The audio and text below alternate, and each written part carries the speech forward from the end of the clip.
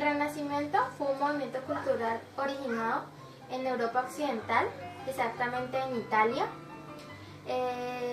Consigo trajo avances en la ciencia natural, en las ciencias humanas y en el arte.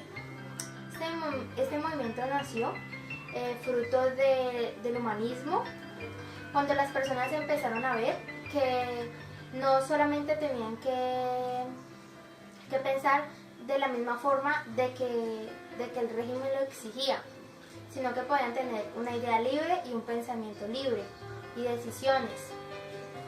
El Renacimiento obtuvo este nombre gracias a que juntaba muchos valores de la cultura antigua.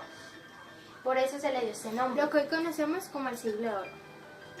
Esta nueva etapa cambió la forma de ver al mundo y al humano, teniendo nuevos enfoques en la ciencia, la política y el arte, sustituyendo el teocentrismo por el antropocentrismo.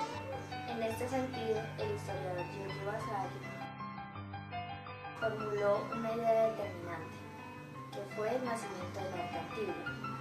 Quería una conciencia histórica individualista.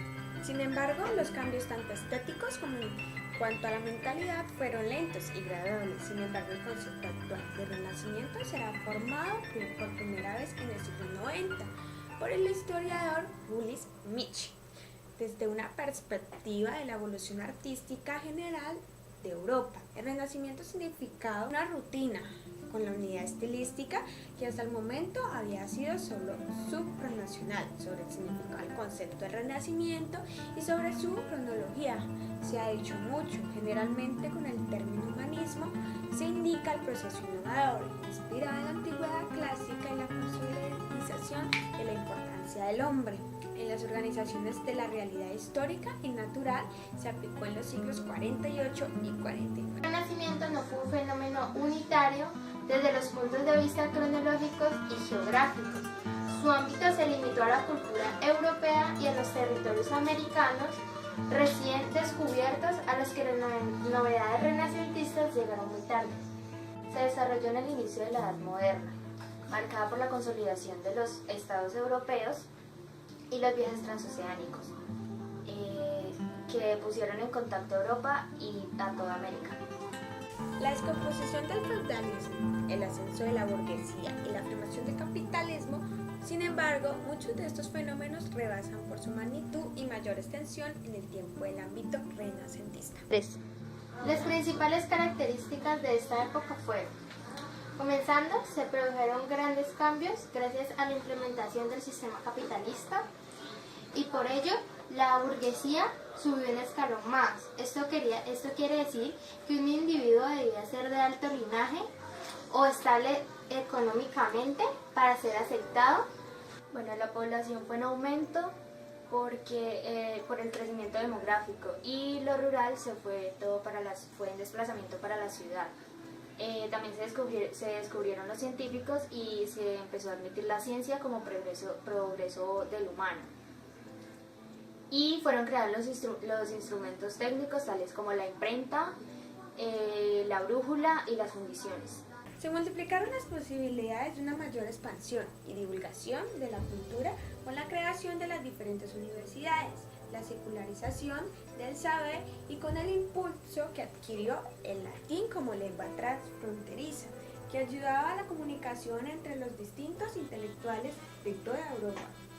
Tras la interrupción de Maquiavelo, se estableció un concepto diferente de la política, en la que lo importante eran los fines y no los medios para conseguirlos. De esta manera se fueron asentando los cimientos del Estado moderno. Se produjo un cambio en la religión gracias a la influencia de la lectura del paganismo grecorromano. Se desarrolló una concepción del hombre y su papel en la humanidad, y para ejercer la capacidad de intervenir en el mundo. Pero esto era alejándose de los estoicos divinos. Y los principales cambios en el arte fueron la arquitectura, la escultura, la pintura, la música y la literatura. La arquitectura.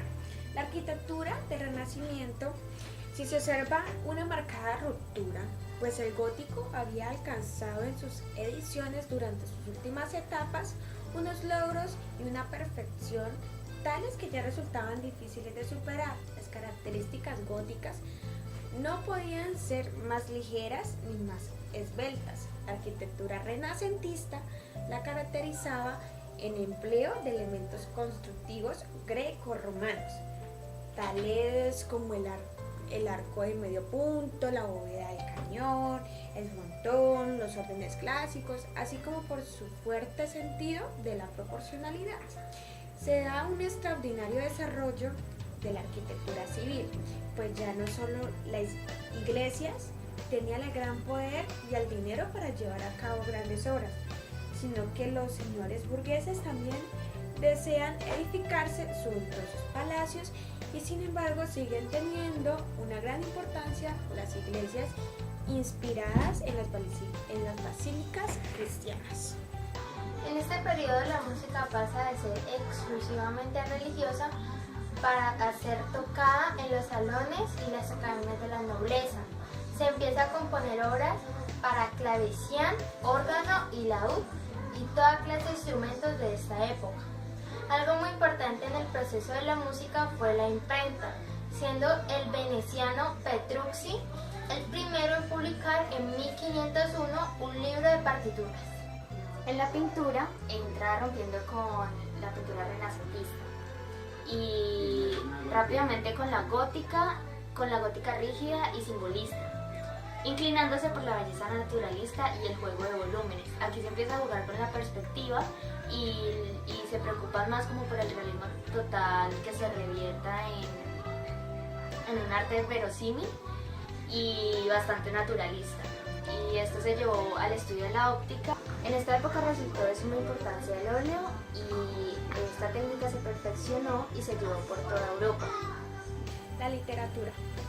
La literatura llegó a ser una etapa de esplendor, se desarrolló a lo largo de los siglos 48 y 49, un amplio movimiento literario que desde Italia se extendería por toda Europa a través de obras como El cortesano de Baltasar, Orlando Furioso de Aristóteles o Jerusalén libertada de Torquato Tasso.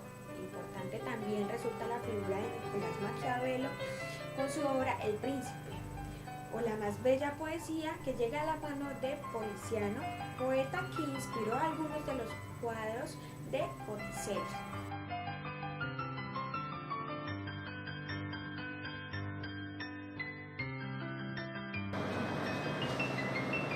El humanismo fue un movimiento desarrollado en Europa en los siglos XIV y XV que rompieron con las tradiciones escolásticas y medievales, exaltando las propiedades de la naturaleza y la naturaleza humana.